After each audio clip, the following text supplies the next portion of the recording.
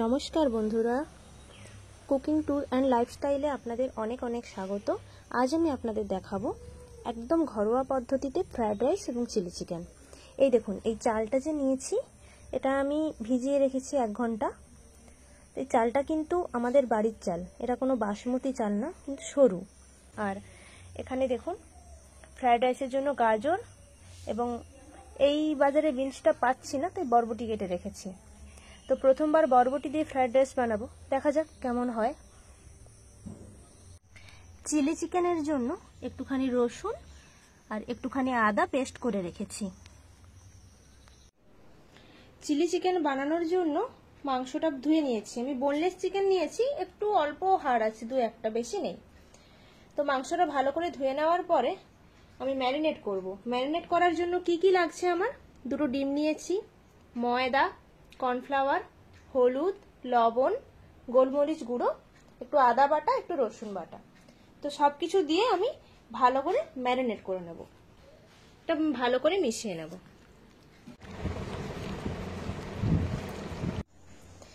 Chilli chicken বানানোর জন্য পেঁয়াজ এবং ক্যাপসিকাম এইভাবে কেটে নিয়েছি। ম্যারিনেট করা মাংসটাতে একটু লাল লঙ্কার গুঁড়ো দিয়ে দিচ্ছি। এরপর একটু ভালো করে মিশিয়ে নিচ্ছি। ঝালটা অবশ্যই আপনারা দেখে নেবেন, কিন্তু একটু ভালো করে মিশিয়ে নিচ্ছি। এরপরে কড়াইতে তেল গরম করতে দিলাম। তেল গরম হয়ে যাওয়ার পরে পকোড়াটা ভাজতে শুরু করলাম। একটা একটা করে পকোড়াগুলো ভাজছি। এইভাবে সবগুলো পকোড়াই আমি কিন্তু ভেজে নেব। সমস্ত পকোড়াই আমি এইভাবে ভেজে নিচ্ছি। ভালো করে পকোড়াগুলো গোল্ডেন ব্রাউন করে ভেজে নেব। ভাজা হয়ে গেছে, পকোড়াগুলো তুলে নিচ্ছি।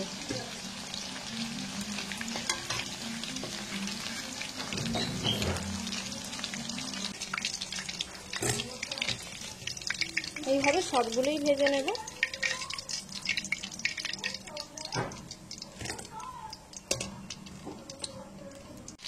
সব পকোড়াগুলো ভাজা হয়ে গেছে, আমি তুলে নিচ্ছি।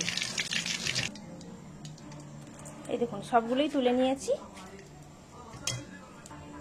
এবার এই তেলেই আমি ফ্রায়েড রাইসের জন্য কেটে রাখা বরবটি আর গাজর এগুলো ভেজে নেব। ভালো করে ভেজে নেব।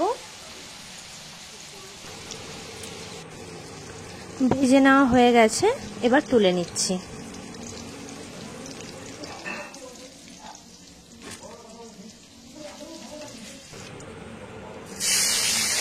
এরপরে গাজরগুলো ভেজে নেব একইভাবে।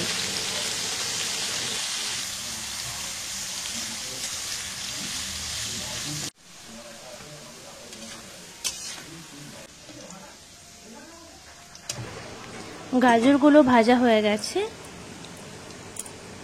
এবার আমি ওগুলোকে তুলে নিচ্ছি। ভালো করে তেল ঝরিয়ে আমি তুলে নেব।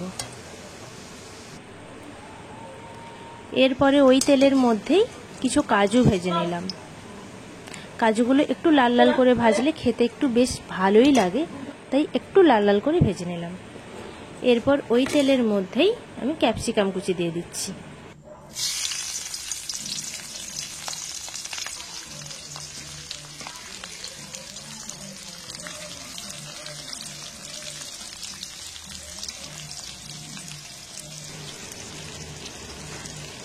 ক্যাপসিকামগুলো কিছুক্ষণ নেড়ে নেব। একটু হালকা ভাজা হলে ওর মধ্যে আমি পেঁয়াজ কুচি অ্যাড করলাম। দুটোই ভালো করে খুব বেশি ভালো করে ভাজবো না, হালকা একটু নেড়ে চেড়ে নেব, এই 1 থেকে 1.5 মিনিটের মতো। ওর মধ্যে আমি এবার দিয়ে দিচ্ছি রসুন বাটা।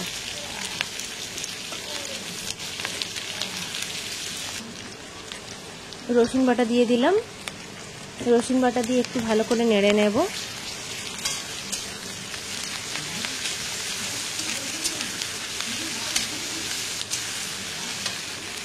রসুনের কাঁচা গন্ধটা চলে গেলে ওর মধ্যে আদা বাটা দিয়ে দিলাম। আদা বাটা দিয়ে একটু ভালো করে নাড়িয়ে নিলাম।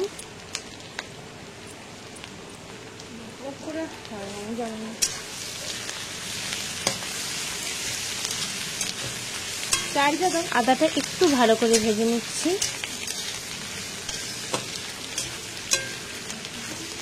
আমি চেষ্টা করছি যতটা কম তেলে রান্না করা যায়।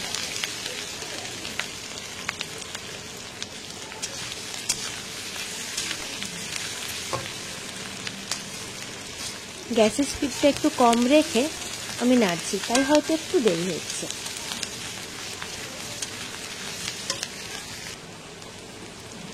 এর মধ্যে দিয়ে দিচ্ছি গোলমরিচ গুঁড়ো। গোলমরিচ গুঁড়ো দিয়ে একটু হালকা হাতে নেড়ে নেব। এবার আমি এর মধ্যে অ্যাড করব soya sauce. 1 table spoon soya sauce দিয়ে দিলাম।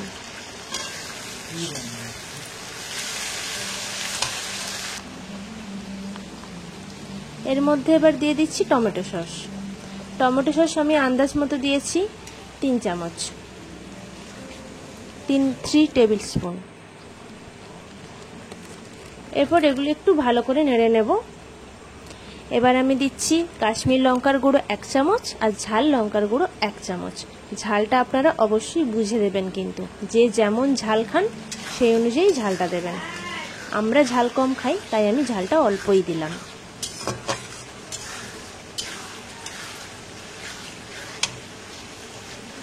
এবার এর মধ্যে আমি ভেজে রাখা পকোড়াগুলো দিয়ে দেব।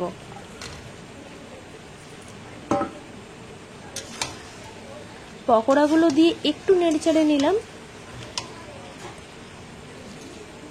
এরপরে আমি জল দিয়ে দেব।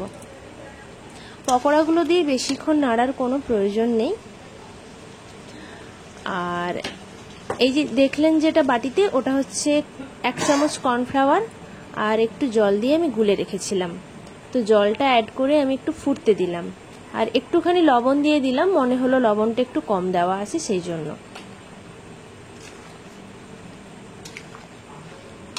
তো অল্প একটু লবণ দিয়ে দিলাম সেই জন্য। তো ফুটে ওঠার পরে আমি কর্নফ্লাওয়ার আর জল দিয়ে যেটা গুলে রেখেছিলাম ওটা দিয়ে দিলাম, আর সাথে বাটিটাও একটু ধুয়ে ওই জলটাও দিয়ে দিলাম।